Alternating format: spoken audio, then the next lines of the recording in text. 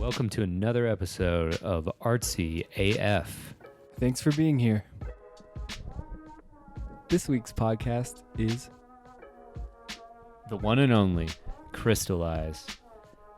I'll go ahead and spell her name so that you guys can find it. And at the top here, we're going to kind of list off some credentials that Krystal has accomplished and that she's helped us, be ourselves with. First of all, Krystleyez.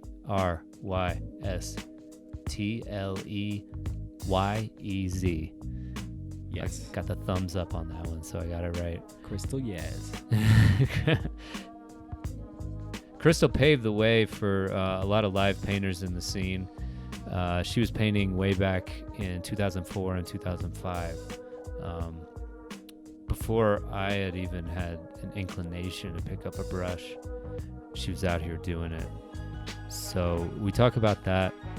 We talk about the purpose of art, the intention behind some of her images, and just building community through collaboration is a big chunk of the episode. Oh, yeah. So I guess we'll keep it tight. Yeah, keep it tight, keep it right. Yep. Krystal's a sweetheart, and she wants you to know that you're part of whatever's happening. Yeah. So join us. Join our band. Let's hang out. Let's talk about art. Let's make art. Let's live through our heart and have a great time together. Preach on, brother. Episode 17 of Artsy AF. Oh, yeah. Krystal, you want to help launch us into this one? In 5, 4, 3, 2, 1.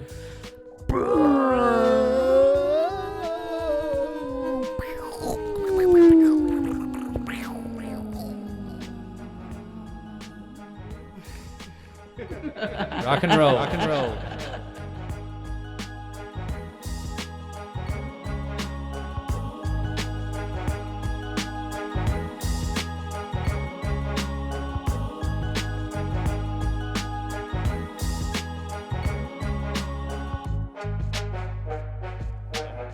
Yeah.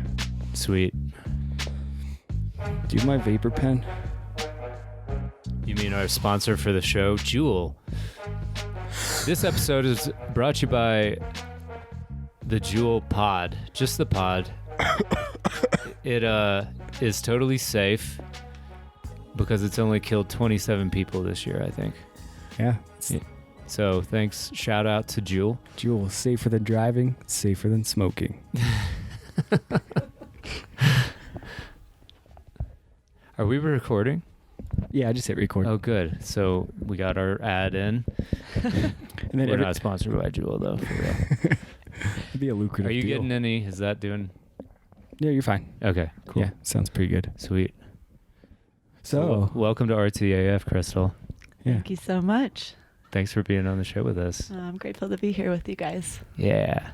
So we're once again at Randall Morgan's Chateau. chateau in the mountains. We're in the middle of a cloud right now.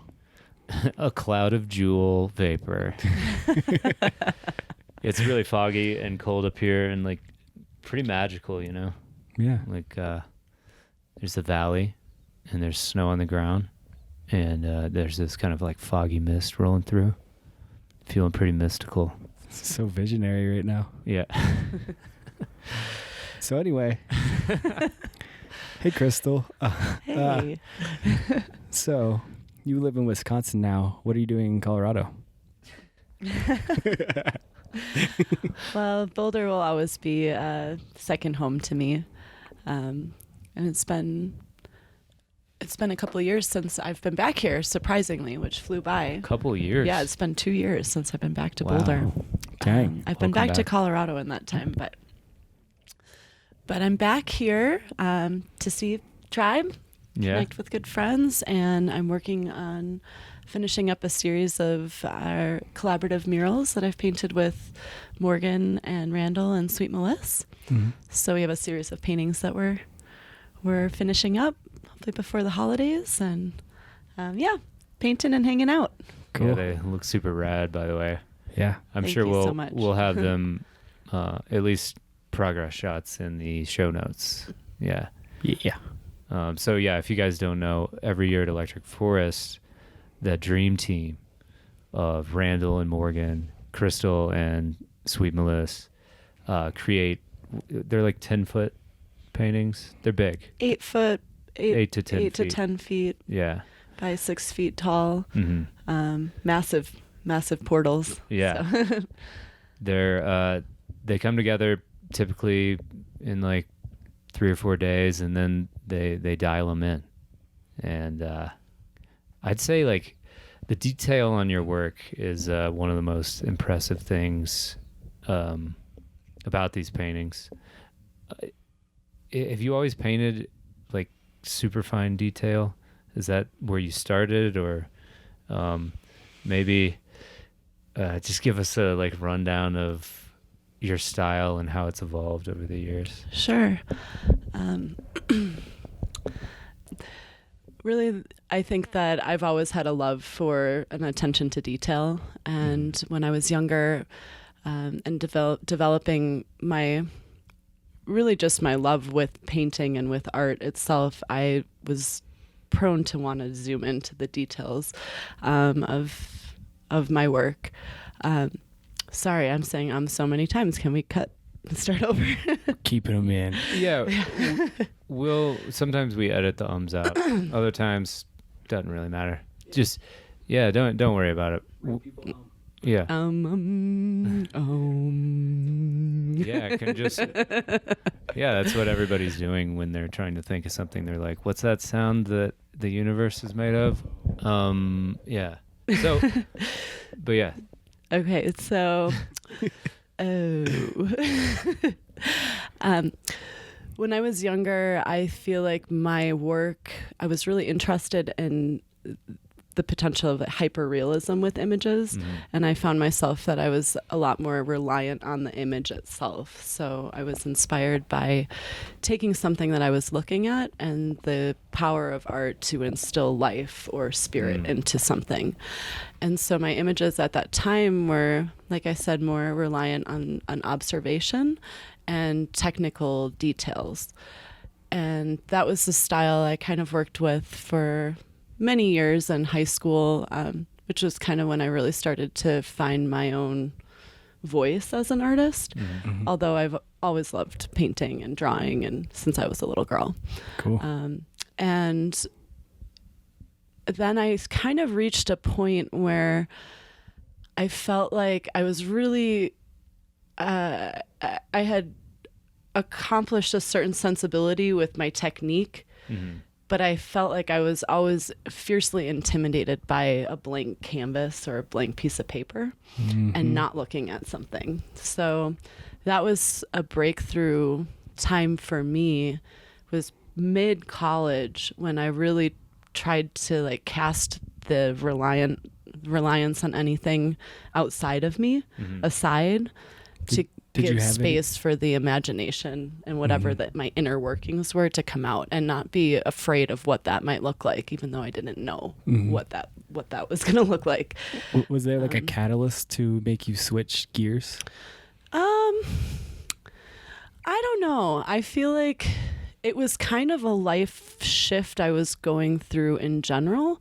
I feel like I was having a lot of profound synchronistic experiences in that time, and my consciousness was shifting a lot. And I was having, some very deeper thoughts about the nature of reality and consciousness that I felt like I needed to find a different way to express those experiences through my artwork.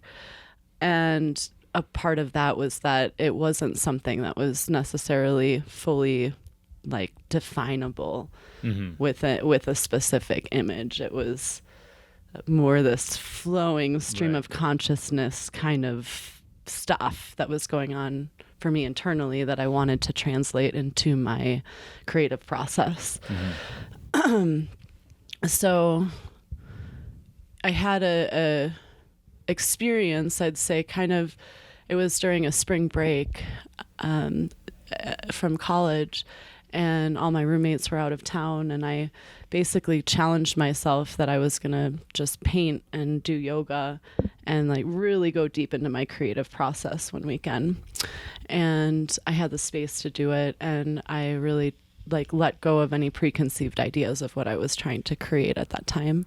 And I just started painting, and I did this piece over the course of a few days that was just a bunch of very ambiguous like kind of a symbolic language of form, like sphere representing the sun, like squiggly lines just representing energy. I had some leaves and plants and stuff, but this painting started to come to life, and there was a point in the painting that felt like it was like, I called it the point of origin. And it was this origin point that seemed like the energy of the whole piece was being birthed out of. And at that point, two things happened with this piece, and that the first one was that surrendering and letting go of any idea of what I was wanting to create. Nice. And then so there was this organic aspect to the painting that was happening that I was intrigued by, but I felt like it needed to be balanced with something that was more structured. And so I looked and set, the painting aside and was thinking, what kind of design do I want to have countering all of this flowy energy that was going on? And I drew a circle. And then I drew another circle. And then I drew another circle. I drew another circle. And before I knew it, I had a really incredibly beautiful pattern in front of me. And that moment, that experience was basically my introduction to sacred geometry. Right and on. The pattern that I had drawn was the seed of life, or iteration of the seed of life, that I then later found out had been etched into pyramid walls. It dates back through that's amazing. Ancient history, and it came through in that surrendered moment of not relying on anything else outside of me. And so my work from that specific time frame, this was in early 2005, my style, my entire visual language that I was communicating with completely evolved drastically from that experience. Wow. Awesome. Just one weekend alone in a room, it gave you, it was the catalyst for your whole life's journey. Exactly. It's amazing. So that's super rad. Yeah, I think it's a good point to kind of like lean into is the letting go of preconceived notions of how you're supposed to create something or what it's supposed to quote unquote look like. I find that to be very freeing, and some of the coolest things can come out of that. Is that still how you paint? Like, do you have plans now? Because I mean, sometimes you got to balance it, like have a plan, like maybe just a sketch or something and then flow from there, or how does a painting typically start for you? I've really kind of stuck with this process of the surrender to whatever the painting is wanting to have happen. So a lot of my paintings have been created that way.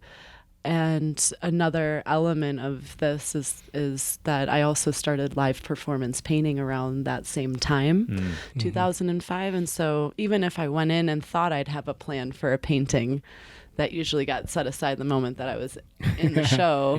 And I'm just moving with whatever the flow of energy from being out and surrounded with music and people and just the energy of the environment that was also influential in what was happening on my canvas. So for the most part, I find that there's been I've had a huge bulk of my body of work has been created that way, from, minimal, maybe a little bit of a sketch that is getting the energy moving in a certain direction. But more than that, it's really just the seed of an intention of what that painting is for, or what I want it to communicate, just on a level of it being transformational for people to look at, or for myself, whatever I'm working through. And always usually both, and occasionally I will come in and have something very specific that I'm wanting to render. Sometimes that happens while I'm in the midst of a painting too, that I see, okay, this is what this is wanting to become. And I might work on, defining that more with more of a plan to execute an idea. But yeah, I like to leave a lot of room for the spaciousness of spirit really to weave its way into my paintings and kind of communicate through me in a way. So. I've also heard that you even like you'll just paint over like established parts of your paintings. Oh yeah.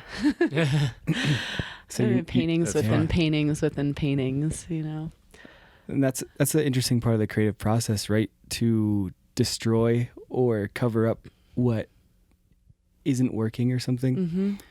To not like try to polish a turd, so to speak. Yeah, just letting go of what you don't want anymore.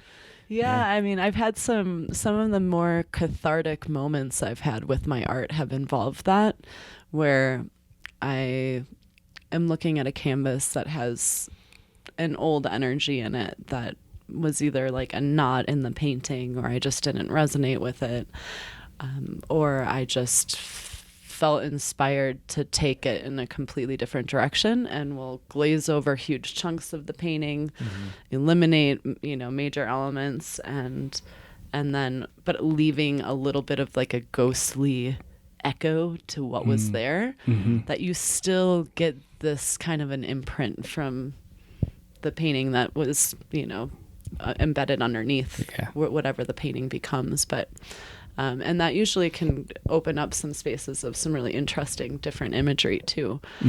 So yeah, those old paintings,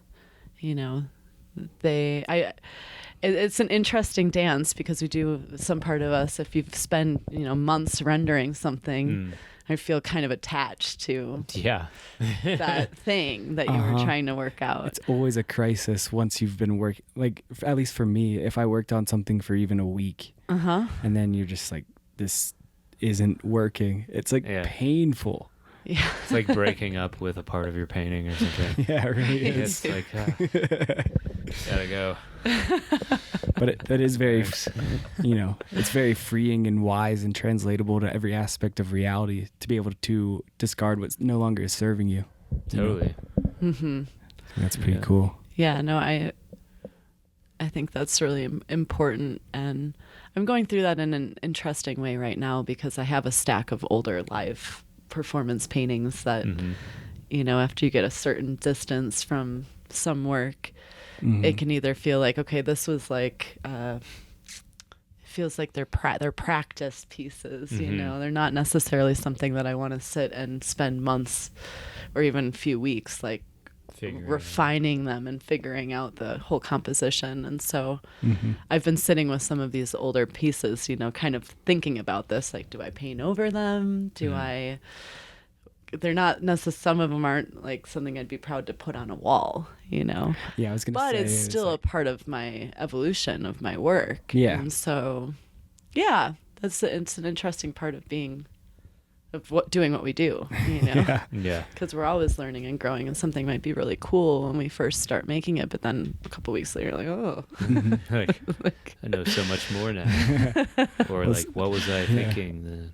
Well, like sometimes I relate it to kind of like surfing and catching different waves. And like it might be this little wave that you caught and you did some shit on, but then that wave broke and like you can't ride it anymore. Whatever that wave was here and gone, but you learned something from it, which then informs everything else you do. Right. But yeah. And that a similar wave might come around again in the future, we can go back to some of those earlier elements of our work that were foundational pieces of like developing your style or language, visual language, and bringing back some of those pieces later. I kind of feel that with, to go back to the initial question about the evolution of my work. I feel like I've done this free-flowing style and movement away from relying on the image an outside image for so long. I'm almost ready to go back to that now and do more. Oh yeah, we were highly just talking rendered, about that. you know, I don't know if I'd say photorealistic, but there's an element of that I want this kind of magical realism that can be very profound if you can really accomplish that, to make something that is, you know, distilled from this visionary realm and make that believable, that you can actually carry someone to that place and have them feel like they can experience it as if they were seeing it themselves. Mm-hmm. Yeah, it's like you're like kind of putting your internal feeling or just the flow onto something real looking, grounding it, and it breathes, you know. And it's also, I yearn for like realism in my paintings as well. It's there's some people, you know, do it just perfectly, like walk that line between sort of fantastic visionary, I guess, for lack of a better term, states, and are able to embed it in something that looks real. And I think that's maybe what we're all striving for a little bit. It seems like what's like a phase, you know, grounded realism, total etheric spiritual realm, and then weaving the two together. Like as you go along the path and you go through these different phases of creative expression, then you can weave a tapestry of all that together to create something that it translates or imparts on the viewer synthesized wisdom from your experiences, and just a grander depiction. There is something to like grounding your paintings in something familiar or observable. Yeah, I don't know. We're just riffing over here. Yeah. But Crystal, we were talking the other day about kind of your history of live painting. You know, you're like a famous live painter lady. And and I mean, you were saying that the first time you live painted, you never even saw somebody do it or even knew it was a thing, right? No, I hadn't. Nice. I had never seen a live painting before I started live painting. So it was an interesting way to enter into this whole world. Because I was coming with a very blank A conception. blank canvas or conception of what this thing even was.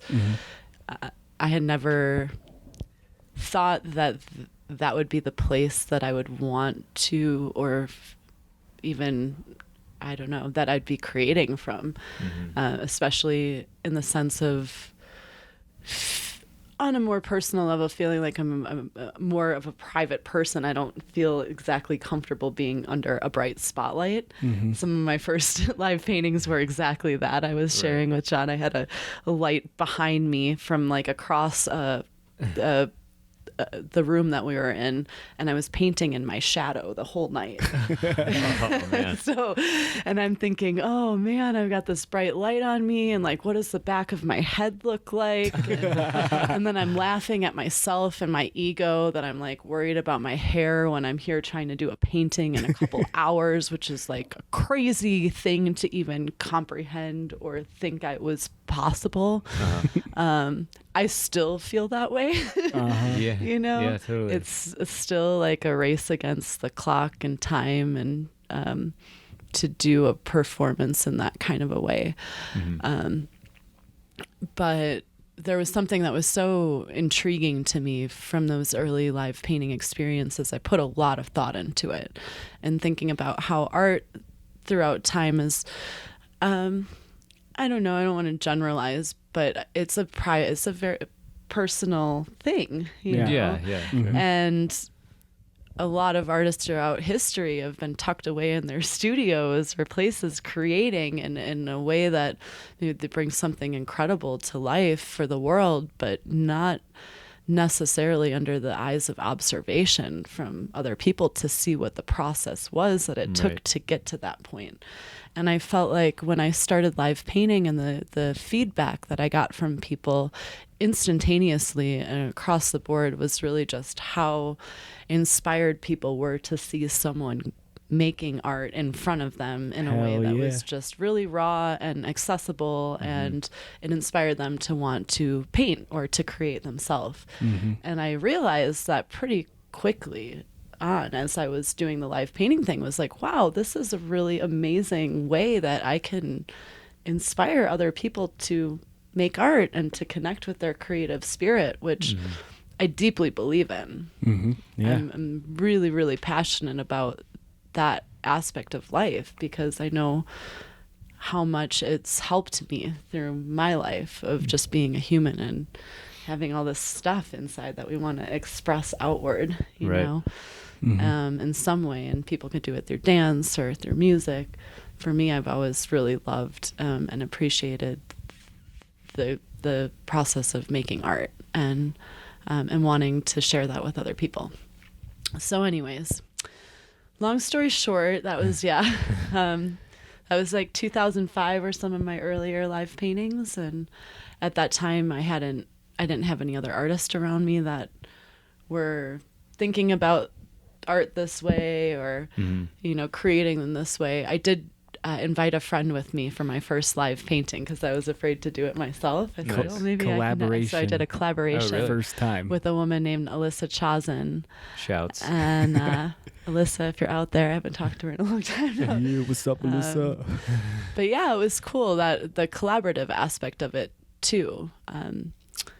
To share that creative process with someone and to not know what we were going to create, but just letting it happen. Yeah. And I painted mostly solo live paintings from that point forward for many, many years. And now I've come back to more so my live paintings being in a collaborative, more of a collaborative flow, which has been kind of another evolution to the live painting that's been important too. What do you think it is about collaborations? I mean, this is kind of just a toss-up question, but that make them so special, and why do you enjoy them? Because I'll just put this in here too, because like I know that like being an artist, you have your vision, right? And it's kind of like this really special, precious thing to you maybe sometimes, or it can be, you know? So yeah, what parts of collaboration do you think are important, both literally and metaphorically? So there's a lot. For me, I've found that in the collaborative setting, or in embarking upon a collaborative painting, there's a certain level of surrender of your own vision to just allowing whatever is wanting to happen. It's going back to the same way I kind of set aside the image with my early work, saying, "Oh, I'm going to paint this," right? And instead just being like, "Okay, we're here," and it's for me, it's been like one of the most fun ways I can just hang out with my friends, you know? And so that's definitely a big piece of it, is that it was born out of a lot of the collaborations that I've done. I'd say almost all of them have been born out of a really pure, beautiful friendship that preceded that collaborative painting. And it's finding other people that you vibe with, that you just, you know, either share the love of art, or even having a similar stylistic language, that your styles can kind of breathe into each other, and something else is birthed out of it. And no one can really fully expect what that's going to look like, but that's where that magic happens. And so yeah, I think that it's been a great exercise in learning how to just work with people, and and trusting that everyone's showing up with the best of what they have to offer, and leaving space for people to bring what they have to the table, but then also like letting room for that collective energy to transform into something different. Right. So that, I look at the collaborative paintings that we're doing now, and I'm like, I would have never imagined Right. these realms, but all of a sudden they're becoming more and more intricate the more that you work with people and you get to know someone's style and their language. Right. It's kind of, each painting is like writing another chapter of a book or something. They keep building on the past work.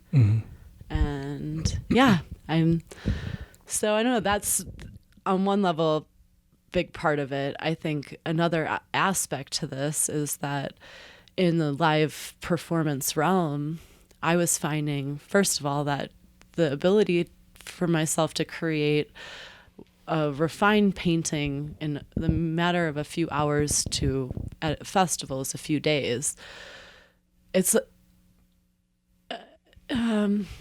I started to really find that in the collaborative space, we were able to manifest such like impactful, so much more happened on the canvases. Right. Yeah. We sped up time by working together. Yeah.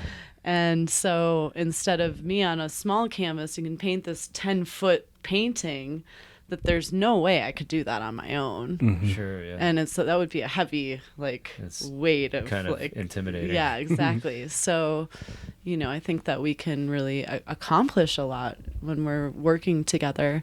The quote, "Many hands make light work," Yeah.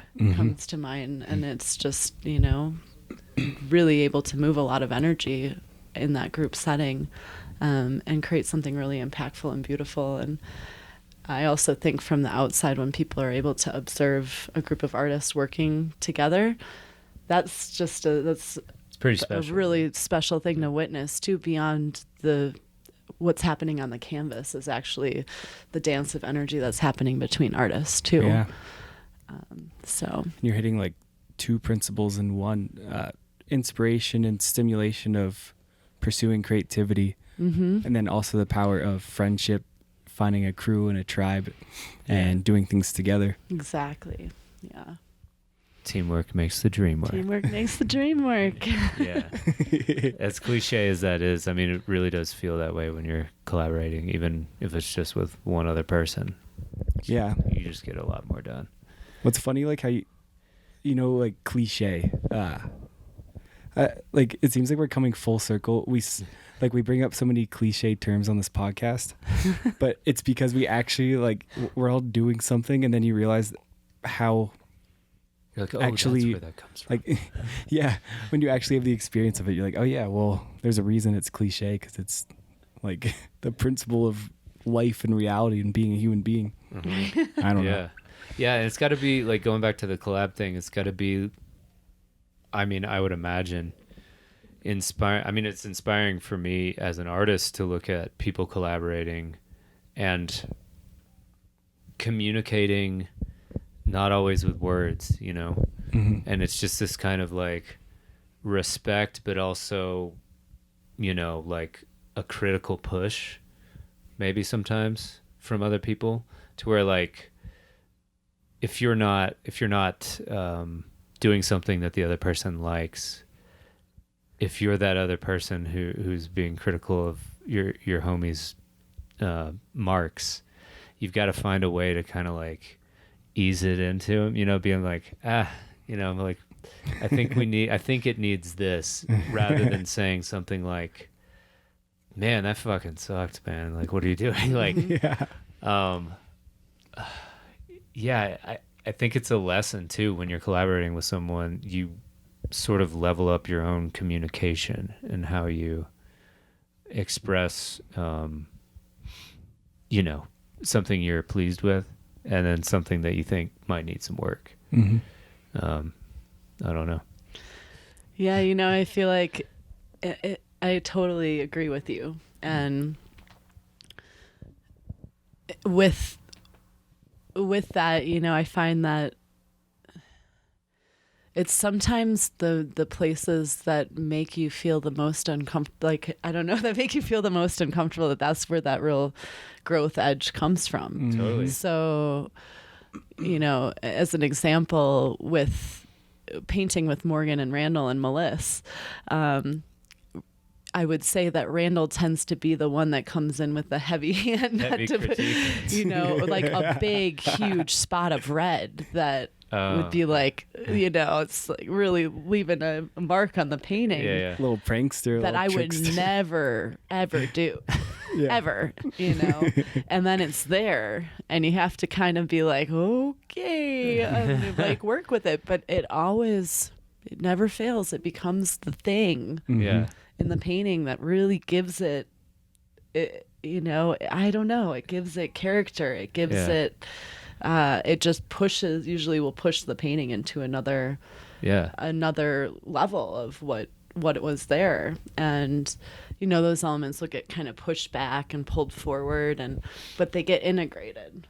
It's a challenge. And and it's like, and it could be there and be like, it's like really knotting me up. And we'll have times when we're like, okay, this is something here is just not working, and we'll come back in and glaze over or push something way back. More often than not, though, all of the elements kind of are being pushed forward and back through the whole painting. Mm-hmm. It's not usually, and we basically kind of find a way to like integrate all those pieces. And so that's part of it. To go back to the communication, it's like every voice, every brushstroke has a purpose, right? Even if it was just for a moment and it challenged us, and then we're like, okay. But that's what the art of collaboration is about, is finding a way for all of these different pieces to come together and work together. And, as a cohesive whole, rather than like competing with each other. Right. And so much of art throughout time, there's a lot of competition in the art world. And so I think, embarking upon more collaborative paintings and just the collaboration that I see within the visionary art community in general is really inspiring, to see so many artists encouraging and working together rather than competing with each other. Totally. Yeah. We were kind of like born into the curse of the artist ego. When it started with like Michelangelo, when people started saying he was a genius. And then the whole art thing became this ego game. And it seems like we're starting to ride a wave of, we're all kind of getting over ourselves. And our ownership of what we do, and instead melding together and just enjoying creativity without like, I'm the best. Look at my shit. I don't know. It's a beautiful thing. It's like going full circle from where we started. It's really humbling to be in a place like this in a time like now.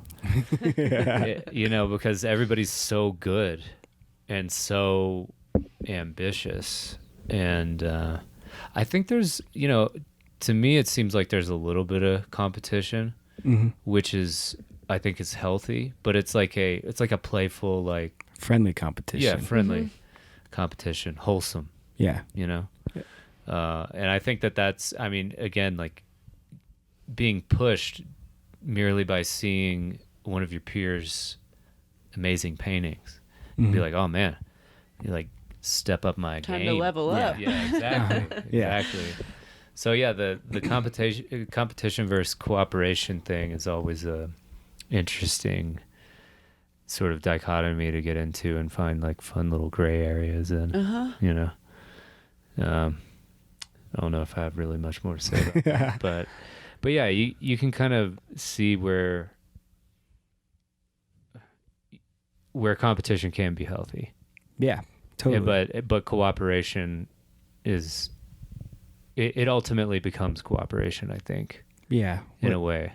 Yeah, it's like a competition where you're pushing each other, but you'd so much rather give your artist friend a hug than than be successful and see them fail. Right. Totally. Exactly. You know, and it's like this competitive thing where one person's success brings everybody up.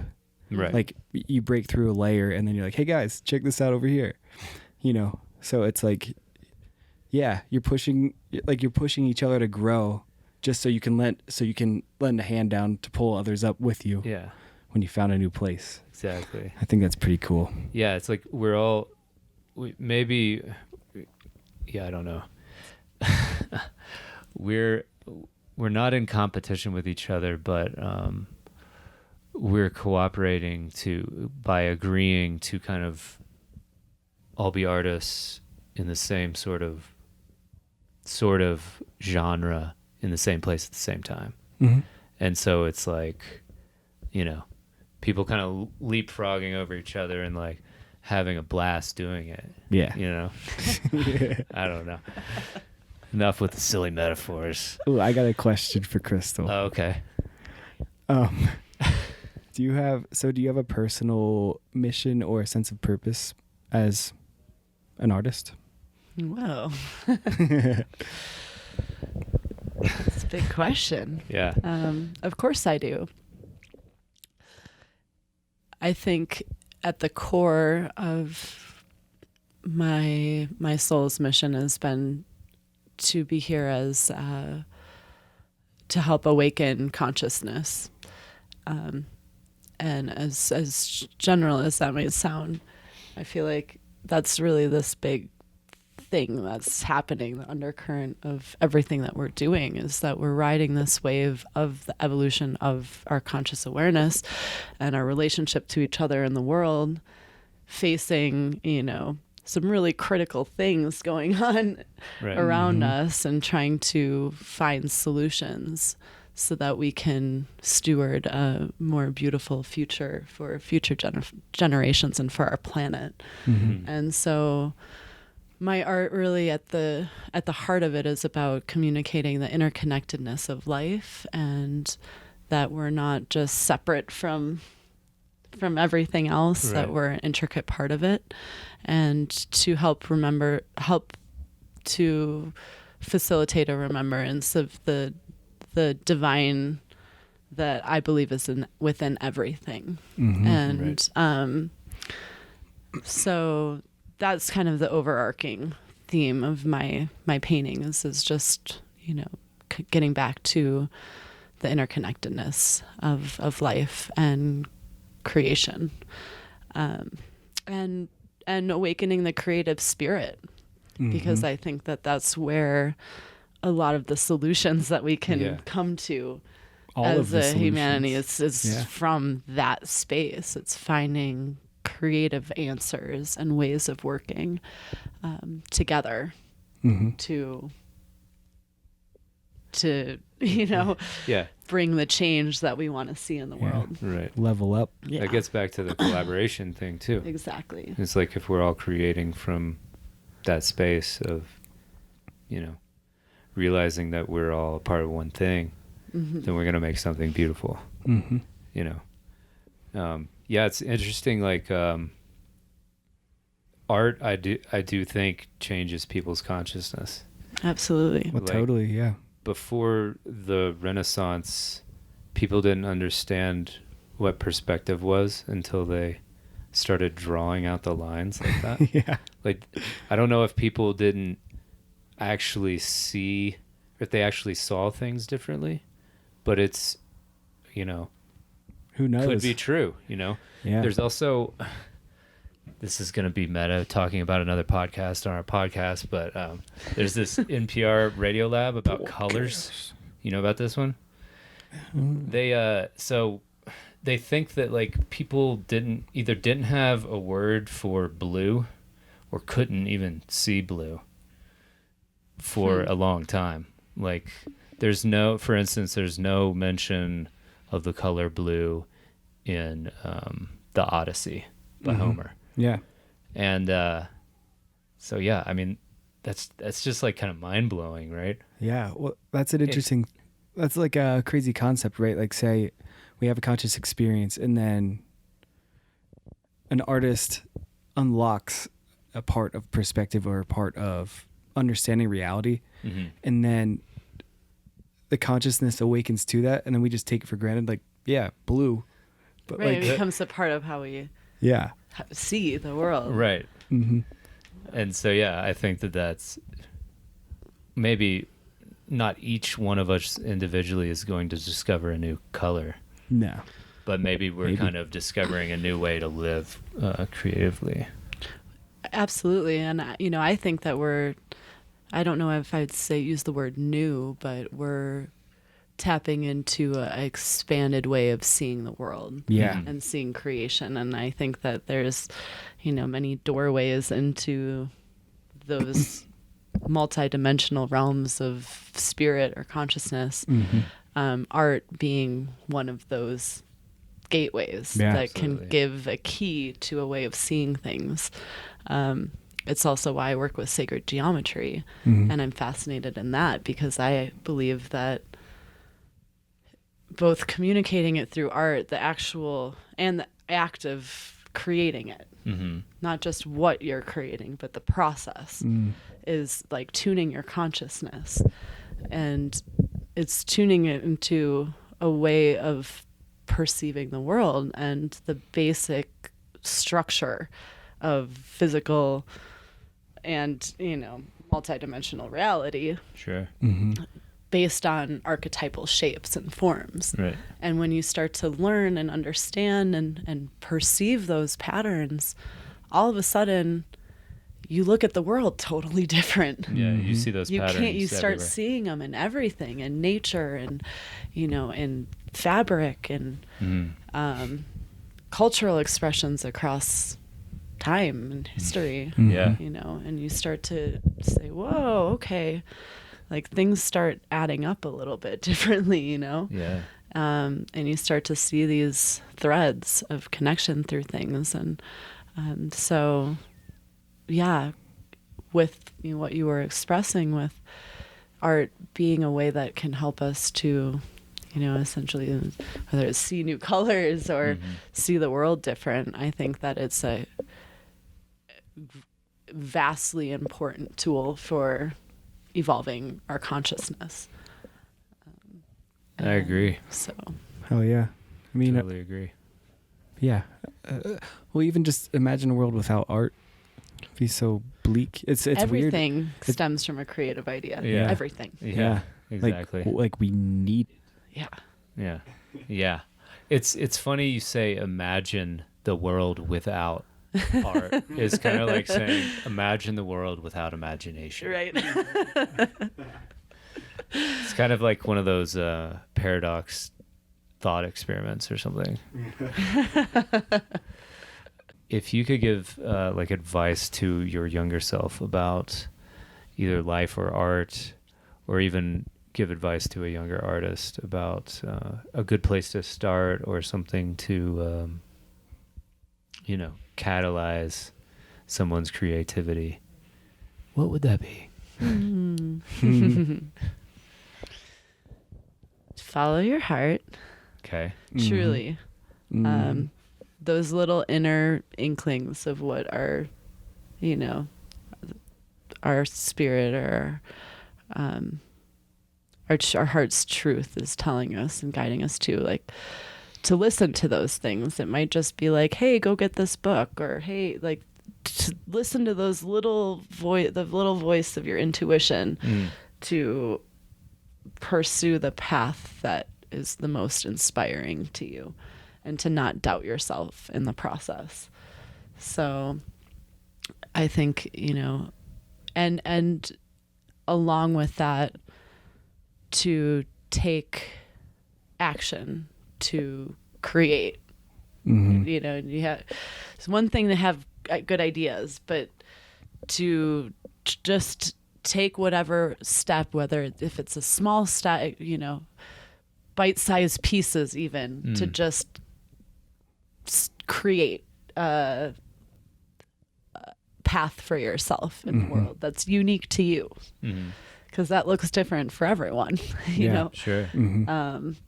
So, yeah, I think really in surrendering to that, is like going back to those early paintings when I didn't know what I was doing, and I was trying not to rely on other things outside of me, and I was just trying to get to the core of just moving some energy, you know, and that is where I think these creative breakthroughs can really happen, that can set us on our path.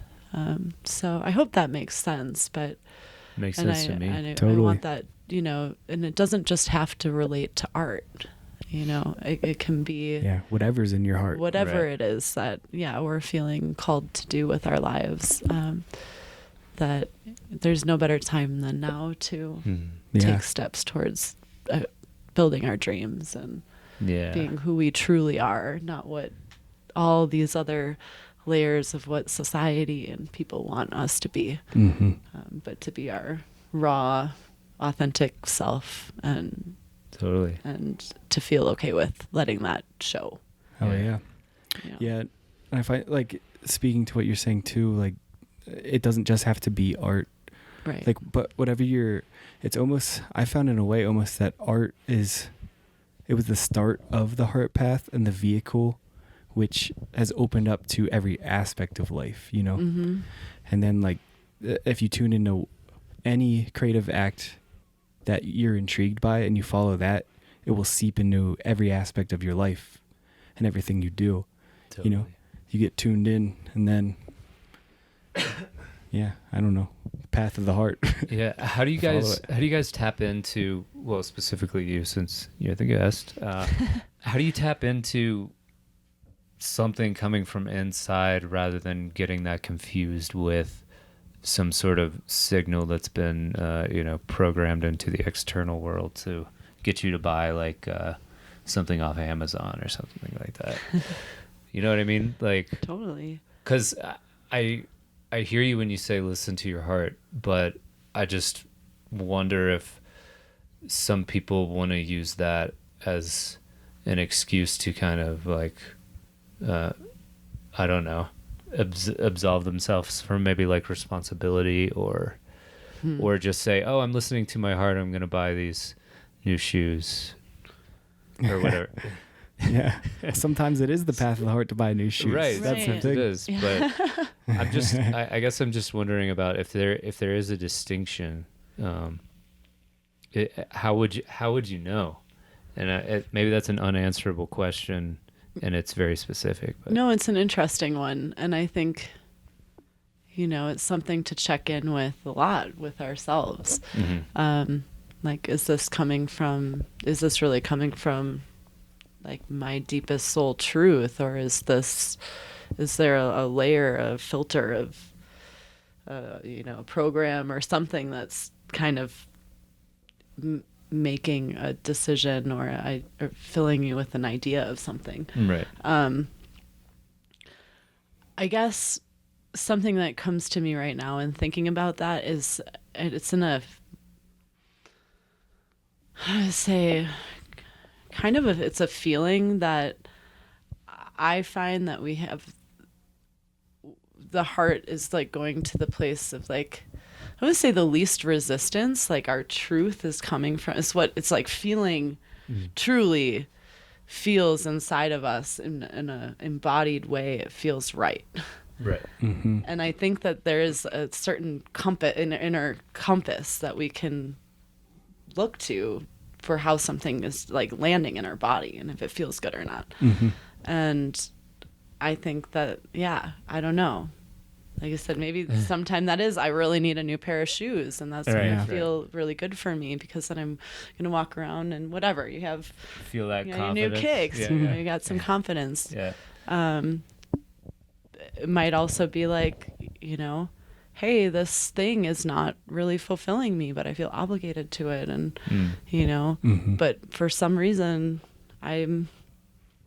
I feel that for me, I need to make a different choice. It's not always easy to listen to that sometimes, but that might be where that deeper truth is coming from. So I want to say the least when I say the resistance thing, it may not always be the easiest thing, Right. but it's what it still feels the best when you think about it. Yeah.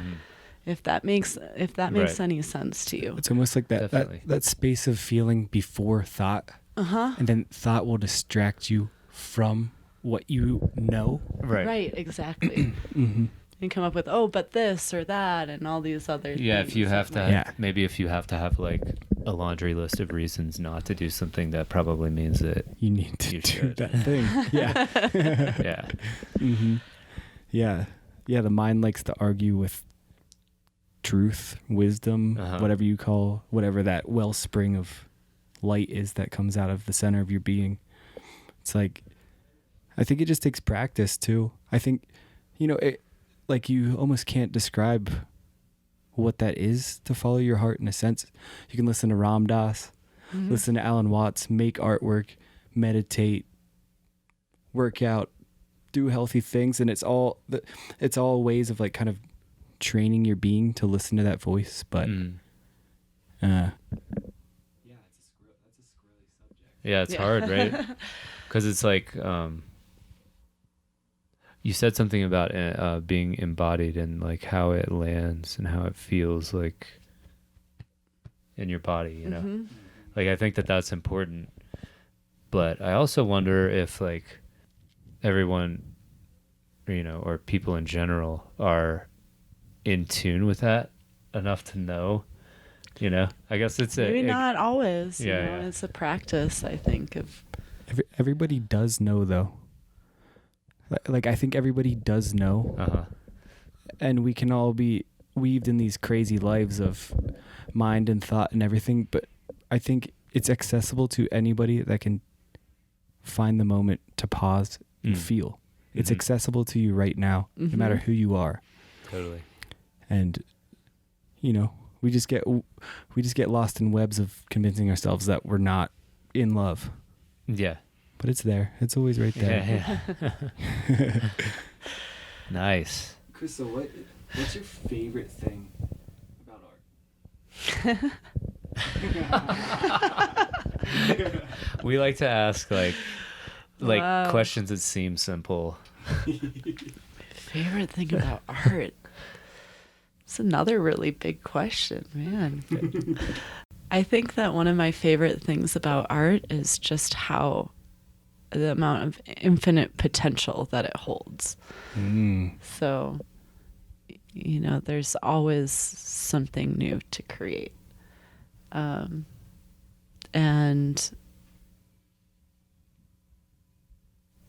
just dancing with that like space of infinite potential with painting and how we can continuously recreate ourselves through that.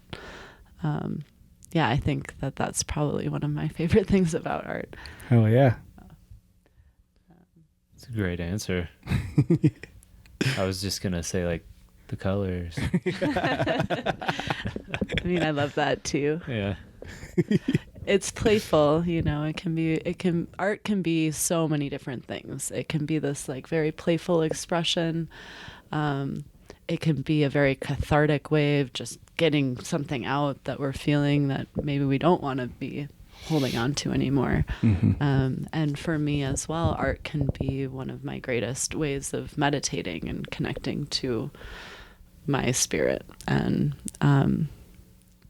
getting out of myself. Actually, the creative process I feel like when you get really deep into a kind of a flow state with a painting, you start to detach from some form of being a third dimensional human in a body, and you're in this stream of consciousness that's like a conversation with God, it's the divine, and you're just like conversing in a way that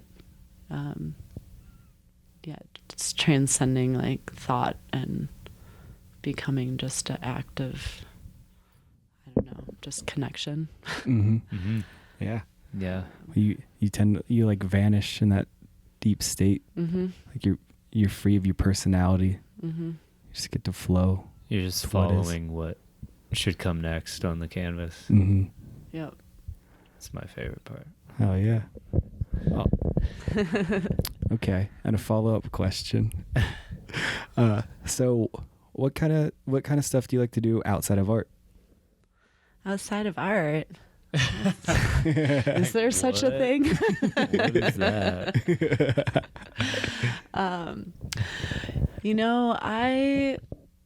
I think one of the things that I enjoy the most is just being out in nature. So I love hiking, I love camping, I love just exploring and being outside. I enjoy music. I like dabbling with writing, and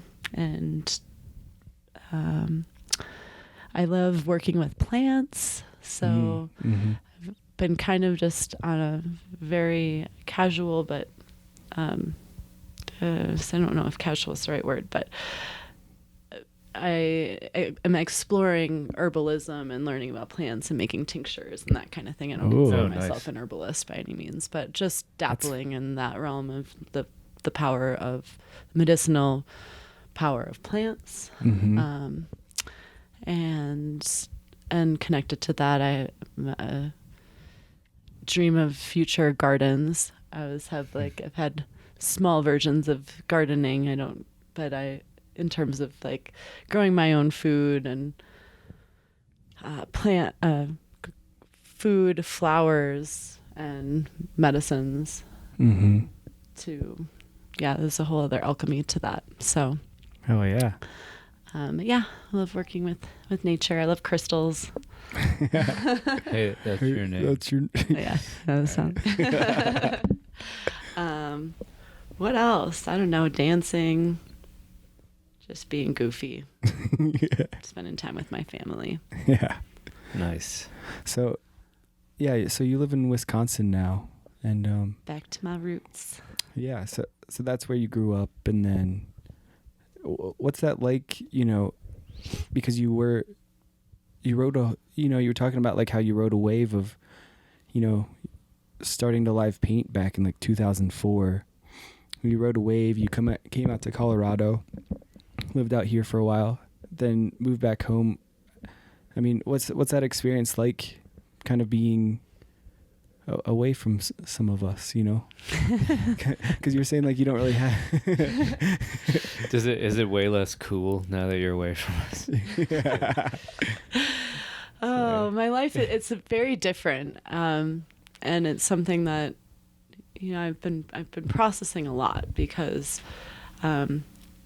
I guess we moved along with that topic of the live painting, but to touch back on that, to give a little bit more context, I suppose, to this, is that I started live painting in Wisconsin in 2004, 2005, and then when I first came out to Colorado was in 2008, and I came out for a Sonic Bloom festival. Nice. And there was a handful of other artists there. There was maybe like, I don't actually want to put a number, but maybe less than 10 other artists and live painters there. And I saw that there was a small community at that time of artists that were doing the same thing that I'd been doing. I was like, oh, I'm not so like out there, and connected really, with some amazing artists at that festival.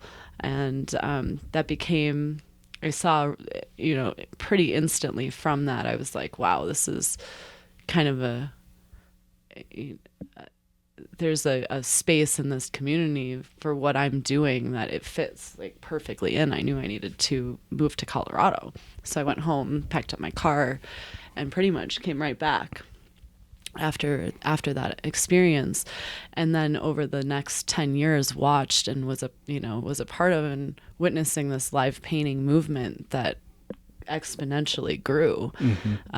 Really pretty, it was profound to watch it because that seed group of, a handful of live painters would be out every weekend doing a lot of different shows. Cervantes was the main place that there was a lot of live painting that was happening, and there's some big boxes that we'd all kind of like go up on these boxes and set up our easels and anyways, that just kind of exploded to the point where all of a sudden there was like more artists than almost would fit in the space. And it was just a whole thing. And it still is. I mean, it's a thriving epicenter of visionary art and live painting, and this whole movement that I feel is really coming out of Colorado, especially. It's happening a lot of other places in the country. But anyways, to go back to being home in Wisconsin, I went back there, and although that's where I started my live painting roots, it's really not happening that frequently that I've seen. I've only seen one other artist set up at a show before, and I haven't been doing much live painting since I've been there. I've felt like a little isolated in that, and a little isolated in actually feeling like I was surrounded by a vital creative community. And I'm not in any way intending to put down the Milwaukee art scene. I just personally haven't felt like I've meshed into it, and it's some part of it I feel is my own responsibility of not maybe putting myself out there enough. And sometimes I question that, but I also think that I do feel that there's there's something really special happening here in Colorado that when I come back, it's deeply refreshing for me to be back and surrounded by so many like-minded artists. And, and there's really a magic to that, of connections that have been built over a decade of creating together. And it's hard to build, It's hard to start over. But yet I can kind of project forward too, and where I think Milwaukee will be in even 10 years. And I know that the visionary community is going to grow there. And I do want to be a part of that as well. So, I feel almost I'm going to say a sense of responsibility for being there and bringing what we've been doing here back home again. But I also grapple with the idea of whether I'm supposed to hold that responsibility, or if, I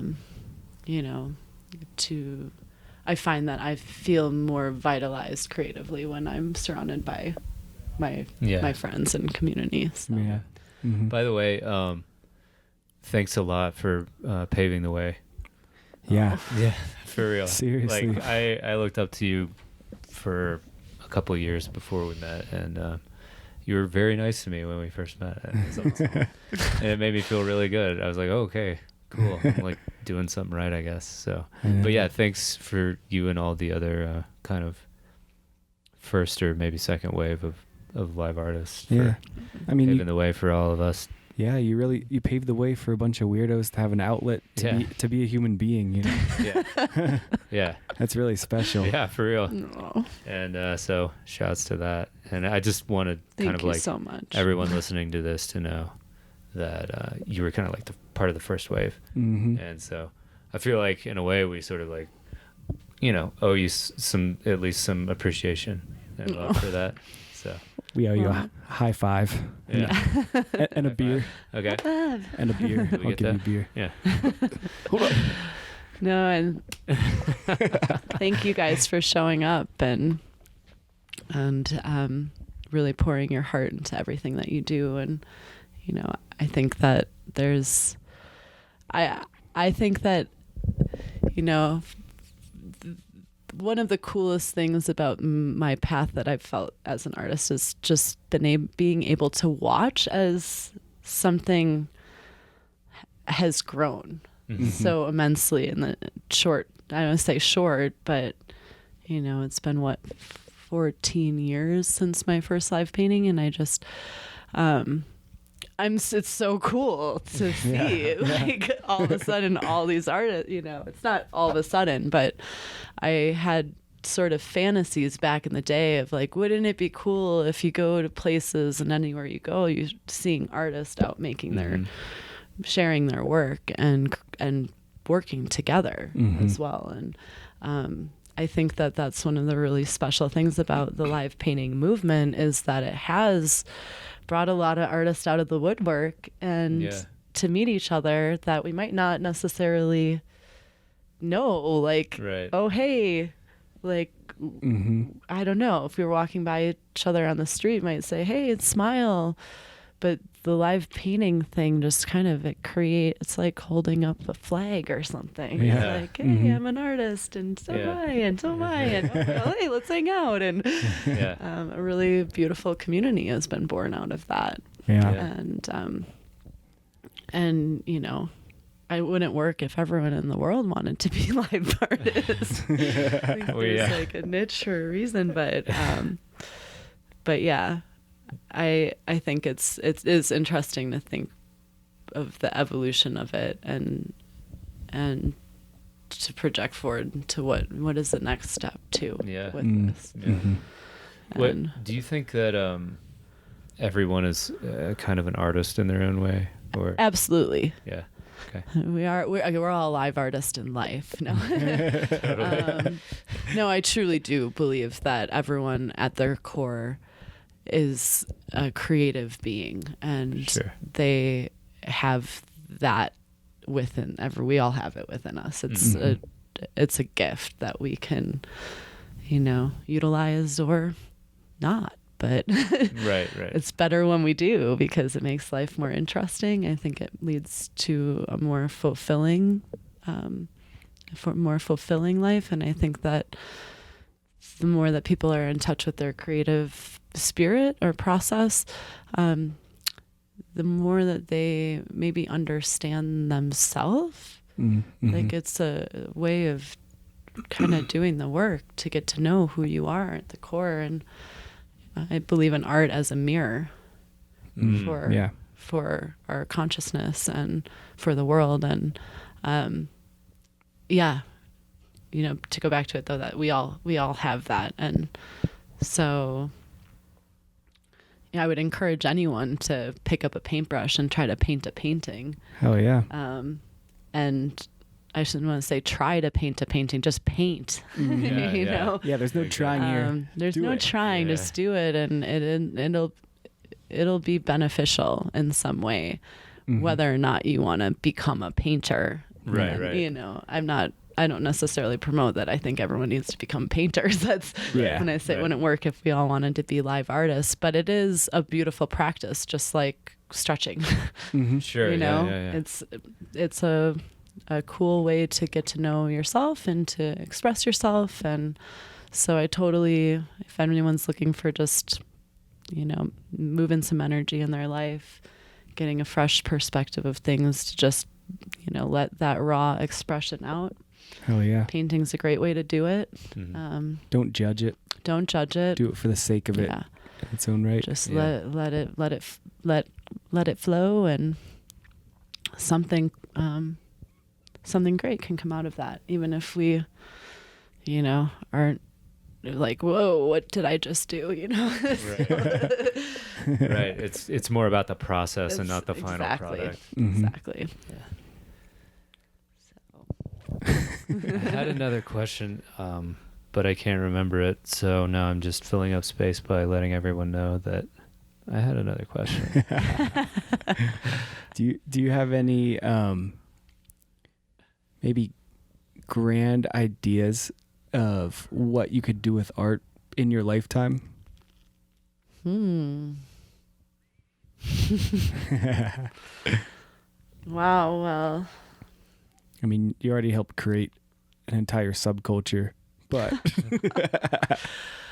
yeah. So anything else on top of that? You know, I have personal dreams of what I would like to do with my work on grander scales. And that's kind of, I want to say, morphing. You know, I've always had a dream about creating a community art center kind of space. So it's evolved from being, whether it's a community center or if it's more of a retreat space. It's something I've thought about since I was really young, actually, and seeing that I think that the more places that people can go and have a place that they can feel comfortable to be surrounded by like-minded people, to share stimulating conversations, and have it be kind of out of the like commercial, you know, or have it be a gathering place that people can come and create together. And I see that blending with like the gardens and yoga. And so that's one grander goal, I would say, for myself.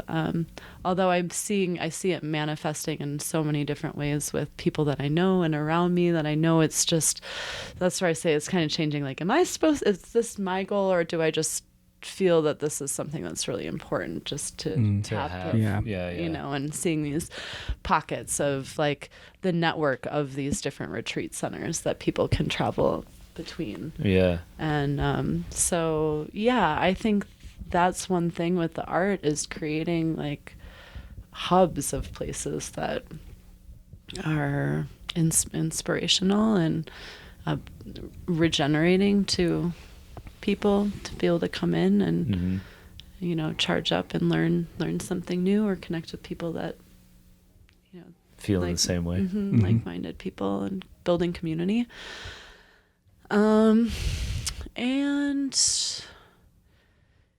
I have like a more like structural part of myself in the way that I think about things. So my father is an architect, and working with sacred geometry as well, I have this interest in seeing, ideas become things, and I can see creating more immersive kind of spaces in the future that are transformational for people to come into. So that's always been an aspect of the kind of retreat vision, would be the kind of structures and things that could be on a property someday. I don't know. There's so many things that I know. Think, Can I ask the question back to you guys? Yeah, totally. No. We're interviewers. Okay. Don't listen to him. What are some of your bigger visions with what you want to see? I've definitely art in the world. I've definitely had that idea as well. I think that something like that must be happening. I mean, you look at a place like Cosm, right? Exactly. And it's it's just kind of, this sanctuary for people to come and appreciate art and the transformative power that it can have over your state of mind and your perception of the world. I think art in and of itself is can be stimulating, life-changing. It can also be just ignored by people. I'd like to see something that has like I'd like to see somehow a dovetailing between environmental stewardship with being creative, and a space for that. Other grand ideas. I mean, I just want to paint larger.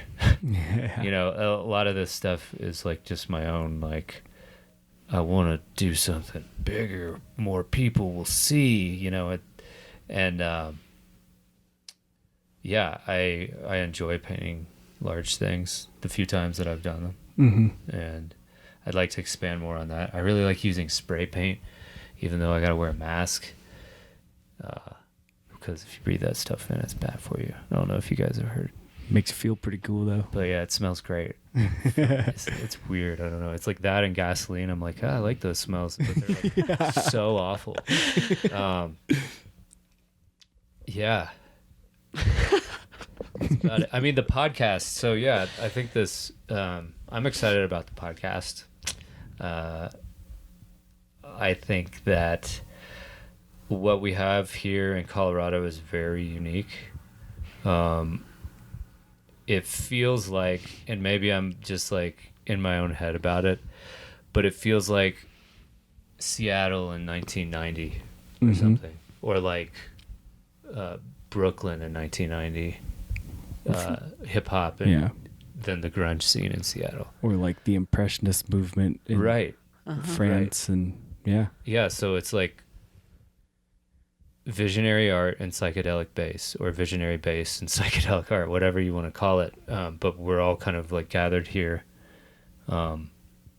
and really expressing ourselves and getting a lot of support. And I think it's cool to document that, whatever it is. Maybe history will look back and be like, that was like nothing, whatever. It's like this silly dude just like yapping away on a microphone. Bunch of weirdos took acid one time and thought they were brilliant. They thought they were geniuses.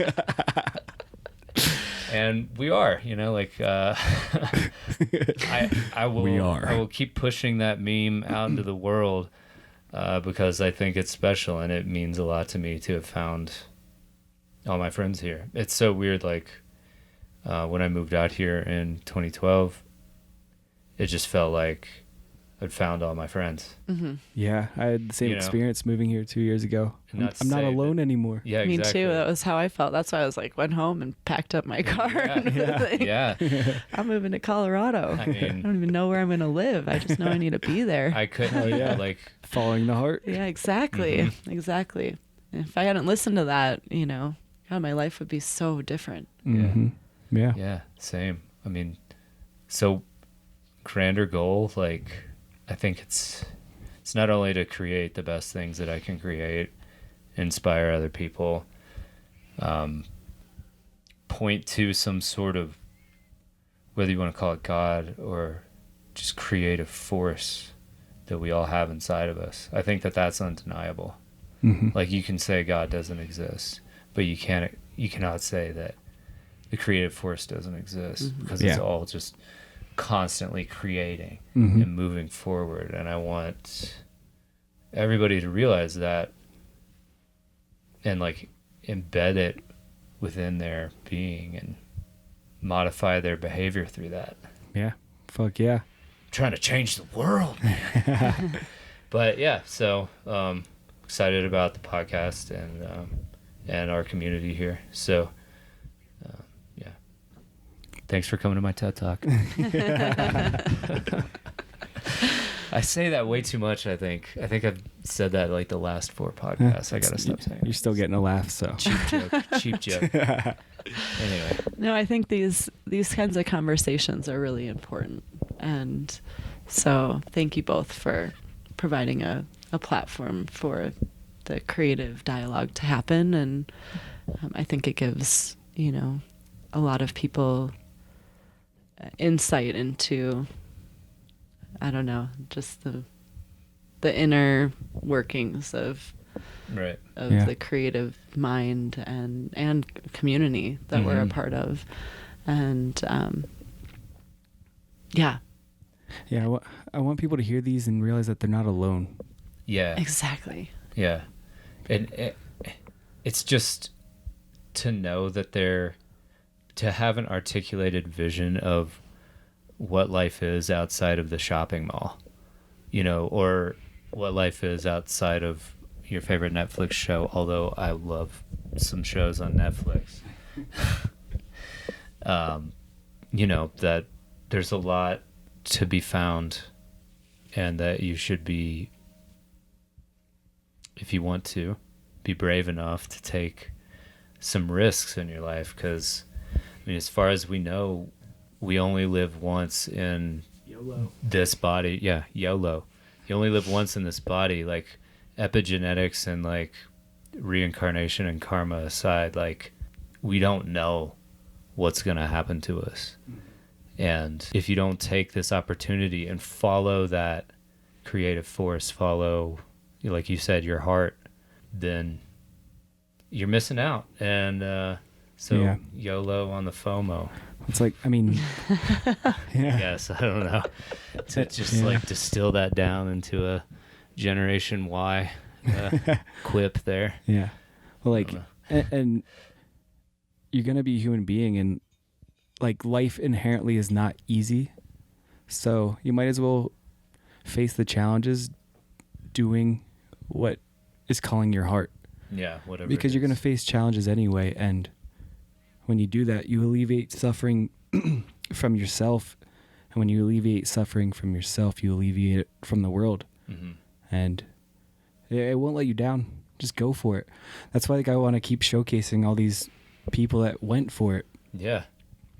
Because, like, you know, somebody speaking from that experience, you send ripples out into reality. Right. That, like, helps other people fucking break the chains and follow Right. their heart. Mm-hmm. And I don't know, that would be a beautiful world, is like, no matter what you do, if you're in love with it, I mean, imagine a future where you look around and everybody's in love. Mm-hmm. Yeah. Yeah. It'd be awesome. And, like, It's the world I want to live in. Yeah, totally. you know, and it's like, I think we all get to do a little part of that. And whoever's listening to this is doing that as well. Right. And, like, let's all keep doing that together. Yeah. You know, and the more we communicate and share, we can discard what no longer serves us and embrace what each other has learned. And then we can Mhm. rise together as one, you know. That's some cool shit. Yeah. Yeah. Yeah. Ooh. So basically just pushing that meme of what you were just saying. Being in love with what you do and your life, and just transcending all the bullshit. Hell yeah. Crystal, do you have, so this is going to come out next week? Okay. Yeah. Yeah. So do you have any events coming up or anything you want to let the world know about? Coming out next week. Well, Yeah. no. Yeah. This will be in the past when people listen to Yeah, it, yeah. but I'm heading to Nebraska this weekend. Oh, cool. To a 15th anniversary event for Hallucination Productions, which is a friend of mine, Dustin, that's been bringing together art and music for over a decade now, 15 years. And Nice. so I'm going out to live paint for that this weekend. And I'm excited about that. The first time I was there was like 10 years ago for a Bass Nectar show. Oh, wow. So it's been a whole decade of evolution of live painting and community building since then. Right on. And from there, I honestly don't have anything that I can think of off the top of my head right now that's any like official events. Are you doing I'm just getting excited to release a bunch of our series of live paintings coming up probably by the end we're aiming for before Thanksgiving time. So Oh, cool. yeah, so we'll have a Coming push up. of new art, massive big paintings that we're finishing up. So that's exciting. And Where are you going to show them? Up here? we really were going to release them online, but we are also in discussion of doing another show here in the Colorado area, potentially in Denver, to exhibit some of these paintings that we've been working on. So Awesome. we need a big venue for that. Yeah. So we don't have any official dates for that yet, but that's definitely in the works. Yeah.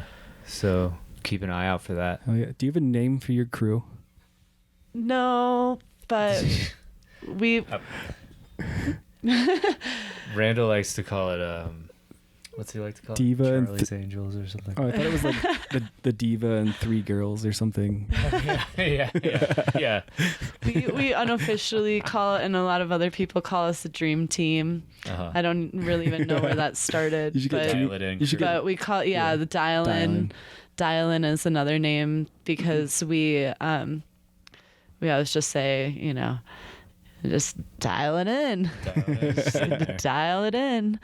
So that's been like a running kind of joke or saying amongst us that we've then transformed into. We had our last art show that we called it Dial In. Oh, yeah. But no name is fully landed for us yet. Mm-hmm. We all just love working together, and so on that level we just want to keep creating, and I don't know if it'll become like a name thing. like a band or Yeah. Yeah, when's your next album? but yeah, but we have found something really special in the way that we work together, and and to keep something that we want to keep building on for sure. Morgan, Randall, and I were all roommates back in the day, the Pyramid House, and Melissa fit right in with our little triad, and so so I look forward to working with them more, and also knowing there's a lot of beautiful collaborative energies beyond this. I don't in giving names to groups and things like it, I don't want, even with the visionary art community, this is, I guess, something that I want to speak to, which is wanting to feel a spirit of like inclusiveness and not have it feel like people are like a club, like that there's room for people's unique visions and energy as a part of it, and it's just about like showing up. Yeah. So the group that shall not be named. put that out there to anyone that like maybe even just feels like they're on the periphery of something and don't feel like they have a sense of community. Right. Jump on in. Like you don't have to paint you don't have to paint a certain thing. It doesn't have to be multi-perspective. It doesn't have to be Flower of Life. It doesn't have to I don't do any of that. Figurative. It's like if you wanna join the band, you're in. You're probably already in it and you just don't know it. You'll be embraced with open arms. Yeah, exactly. And sometimes you'll be lead singer, sometimes you'll be tambourine, as Chris Rock says. But,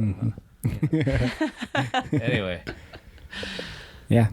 Join us. Join us. You're in the band. So we're all in the band. Yeah. So you guys, your crew, if you guys were a band, what instruments would each person play, do you think? Wow, that's a really interesting question. We do kind of paint like a band in a way. Everyone has like their own instrument, or I don't know. I think Randall comes in with like the snare drum. Yeah. Just the snare. Just the snare. He's no, like the drummer boy. He's the drummer. Yeah. I feel that for myself, I find that I'm laying down like chords. So whether that would translate to guitar or the piano, there's the element of like just setting the basic like tone or the key of something. Yeah. I feel like I play a role in that. And Melissa, I think, does like a melody? Melody, yeah. Morgan or dual melodies. Morgan, yeah. Dual melodies. What are we missing? I mean, we've got all other kind. No, we don't have any horns in there. Do we have or do we have like a sitar? Ooh. Yeah. Maybe Randall's sitting back there with the drums and he's also got like a horn and a mallet and all kinds of, he's just making some rhythm basically. Yeah. No, like even I think a question or do you pass coming out of this, we might. I think we pass off instruments. Funny thing, random, but I just saw Randolph Roberts. What? And the Family Band. Oh, Robert Randolph. Robert Randolph. Sorry. That came out wrong. Sorry. I was thinking Randolph so much Roberts. like, oh my gosh. It reminded me so much of Randall's name. Yeah. But Randolph. Robert Randolph. Robert Randolph and the Family Band. And I saw him play. I saw him years and years ago, but I just saw him this past summer at Summerfest. And it was amazing because they did exactly that. He's like the main centerpiece, but at certain points in the concert, all of a sudden he hops over and he's playing, the bass or the drums, and this whole family, they all switched out instruments. Yeah. And the music didn't really change that much. It still held the same kind of a charge or something. The fullness of the sound that if you weren't actually watching the stage, that switch could have been somewhat indistinguishable. And I think that's kind of interesting, not only with the name of how that relates with kind of what we're doing, that we kind of switched places Yeah.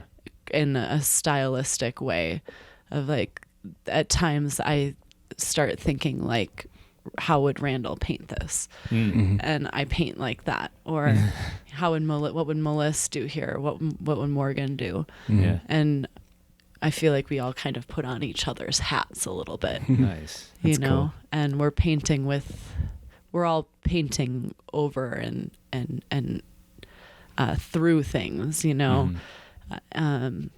So there's no areas of these collaborative paintings that just one of us touched. It's like, oh, that's Randall's spot. Right. You know, you might see more Randall style, but that doesn't even necessarily mean he maybe lay the little foundation for it, and then we you, like, build off render of it that. out. So I think we're all kind of switching around on the instruments. Nice. Back to that question. But bigger question that I maybe ask you guys is if you would think of what kind of music that our paintings would be, what genre would you? Probably like pop country for me personally. Pop country. No, that's just the genre that I can say without a doubt that I can find nothing appealing in. So I thought I'd give a sarcastic answer, but for real, I don't know. Probably just the music that I'm influenced by, ranging the gamut from, say, like Tool, just like deep, fucking like wrench the sewage out of your soul and like discard it, to like really beautiful, ever-changing harmonies like a guy like Blue Tech can put down. Integrating the shadow, like heavy metal kind of music, to beautiful ambient, like Niels Fromm or Roy Saab, or not Roy Saab, fucking Sigur Rós. I'm gonna have to edit that out. That's kind of embarrassing to get those two acts confused. They're just both kind of from like Iceland and Northern Europe, so yeah. I mean, and sometimes it's like that get up and go like trap music, like that. Like, no, I'm serious. I'm completely serious. I've really learned to love a lot of the aspects of like rap and hip hop in terms of like overcoming obstacles, even though, we're not comparing experiences, but everybody has something that they've got to push through, and like when you hear like a trap beat or like a grime beat, it's like very catalyzing, I think. It's like, get up off your ass and hustle and make something happen. So it's hard for me to just pin down one genre, much like calling visionary art a genre. It's kind of like all encompassing. It's like, yeah, it's kind of all encompassing of what a bunch of different genres are, and being sort of genre less, or like transcending a certain style, synthesizing things. I always look to like, now you've got me going, but I really like artists like David Bowie, who almost every album he put out is different from the last stylistically.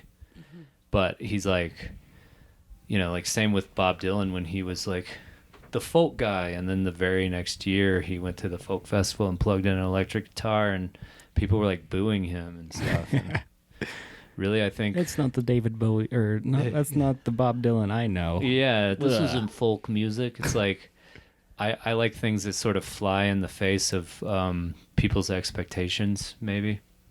Like I'm totally comfortable making a very feminine, flowy, breathy, heart-centered piece, and also just like making something with a bunch of black and white lines that like make it look like you're going into a portal. Like your last installation, which is so epic. Thank you. Knocked my socks off. It was a lot of tape. Just say that. But yeah, I mean, for me personally, it's kind of like that. I want to express it all. Right on. Anyway, John. Wait, so the question is like, what kind of music is my art reflecting? Something like that. Yeah. Right. So, Okay. yeah, like if my art was a music genre, definitely drum and bass music, high tempo, energetic, very clean, bright, and also psychedelic and deep trippy. You know, like, and even like maybe like Dead Mouse or something like that. Just like a lot of positive push, positive energy, lots of clarity, while also maintaining like psychedelic overtones through the whole thing. But yeah, that's like, I don't get too crazy with like, with my art. It's like, it's kind of a simple thing, really. It's just happiness, love, energy, clarity, precision. I like to like trim out all the fat. There's no wonky notes or like it's not like very atmospheric. It's more just like right to the point of like, this is it. I saw God. Here it is. Yeah. Come on. Oh, yeah. Join in with me. You know, you don't have to know shit about shit as soon as you see it, or as soon as you hear something like Dead Mouse or drum and bass music, you're just like, yeah, this is fun. And yeah, that's how I groove. Nice. It's working for you. Yeah. Sweet. I think that's probably a good Well, place to yeah. schwack it off, cut it off. Let's just schwack off. Schwack off a little bit. Noodle around. All right. Well, this ends the musical portion of the podcast. Should we all sing I'm the a one who song? has to edit it, yeah. Do you guys want to like sing a song? Let's sing Touch of Grey for Randall. Shout out. Hey, if you guys, Randall Roberts, just send him all your Grateful Dead memes, music suggestions of Grateful Dead sets to listen to. He loves the Grateful Dead, so please let him know about. I think his favorite years were like 87 through 89. Yeah. Those are horrible years. And yeah, he especially loves the sets where they get like a little experimental and out of key. He really understands it and gets it. So yeah, just send all your favorite Grateful Dead stuff to Randall Roberts. That's Randall Roberts with one L. Randall Roberts Art on Instagram. Just send him all your cool Grateful Dead stuff. Yeah. We're actually the Illuminati, and and you get a free membership. John's been accused of being Illuminati. Yeah, and it's hilarious. Well, I mean, rightfully so, because I'm in the Illuminati. Oh yeah, because you're what do they call it? The like head of the Illuminati? George Bush. John Speaker. Oh, John Speaker. Yeah. Okay. Oh, yeah. The whatever. I forgot. What? That group. Whatever the groups. What is it? The Bee Gees. Parliament Funkadelic. Don't worry about it. This is just part of our Illuminati mind control spell. Yeah, this is just... we create a wave of confusion that we're going to come out with you some heat. There's subliminal messages being transmitted right now. And you all want to buy an Artsy AF t-shirt when they come out, so... Yeah. So, Krystle, how can people find you? Yeah. You say it. Anywhere. Sorry. So my artist name is Krystleyez, and so that's kind of my across the board. You can look me up and connect to my different social medias through that, and it's Krystleyez.